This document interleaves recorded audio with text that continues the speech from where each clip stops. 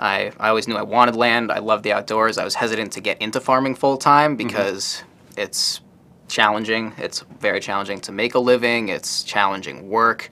It's not appreciated, I feel, the way it should be. But from working on farms and being exposed more and seeing how it was viable and how rewarding it was, and this opportunity to get this land I'm on now, 65 acres with a house, came up. It was too good to pass up. It was in the Northeast where there's a lot of water, which is huge. I'm from New York originally, more downstate, but it just seemed like a good situation to get in, and I'm really passionate about growing food, and it's very rewarding for me. It doesn't feel like a job. I love the autonomy. Farming provides so much autonomy on a daily basis. I'm my own boss. I'm self-employed, and that's more than enough to compensate for the lack of a financial reward in the beginning. Right. That's what professors say too. Like, autonomy, we're not self-employed really, but there is some autonomy. It compensates for the low compensation. So you see yourself as part of an alternative food movement, alternative to the big global industrial food system. Absolutely. We're trying to do small scale. I'm only growing vegetables on 1.5 acres this year, but I bought that much land because I have a long-term, more perennial, permaculture-inspired vision for the landscape, and I think we need to set up systems that are a lot more sustainable. I hate to use that term, but a lot more resilient and long-standing from a perennial standpoint. Trees don't take nearly as much maintenance as annual vegetables, and I feel like I can have an opportunity to set up a model, be a model for leaving someplace better than you found it. The land was pretty degraded when I got there. Really? Okay.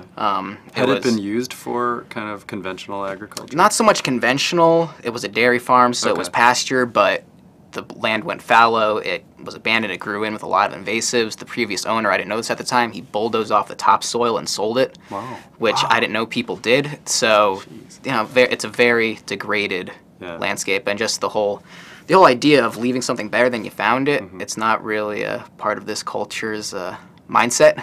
It's a lack of foresight. So I think it's just a good concept. Try to leave something better than you found it, and we'll all be better off. We've had some advocates from the industry in here who say, wait a minute, that's a little fast. Like, we're using technology, we're using everything in our arsenal, all the resources we have to try to be efficient and to try to feed the world.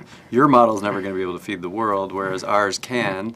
We do have to use some chemicals, and we do have to use some fertilizers, pesticides, and so forth, but we can make it more precise, and we can even expand no-till across the Midwest or something like that, and it's just a matter of fixing it. We don't have to abandon it.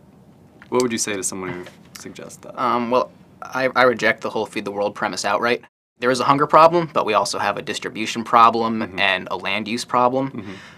For example, my farm borders a 3-mile-long farm. It's huge. It's called the Muck. It's some of the best soil in the state. It's 3 miles long. It's huge.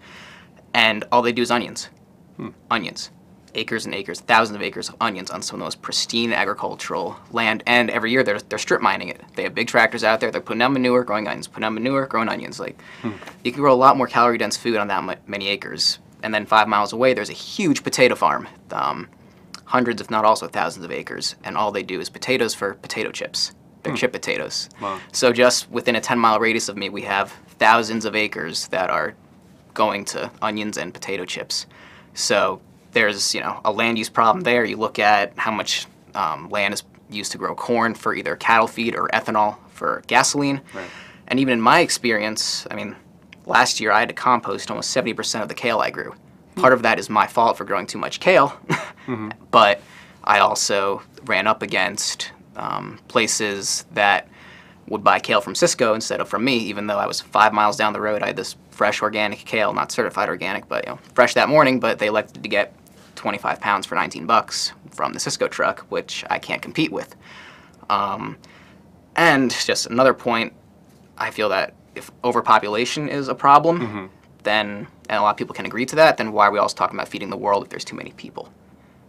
So I think that there's enough food out there, but I also think that before getting into the whole, we need to feed the world, we need to produce, it's like we need to step back and look at how much waste there is currently. I think only about 30% of the food that's produced actually makes it onto the shelf because it's not aesthetic enough for the consumer. The consumer's been conditioned to have this Hold up the apple, make sure it looks perfect. this artificial idea, and then finally, I mean, 35% of Americans are obese, and 70% are overweight or obese together. So, in a country where people are eating themselves to death, I think there's room for improvement on what food is available. So, feeding the world, I don't buy that.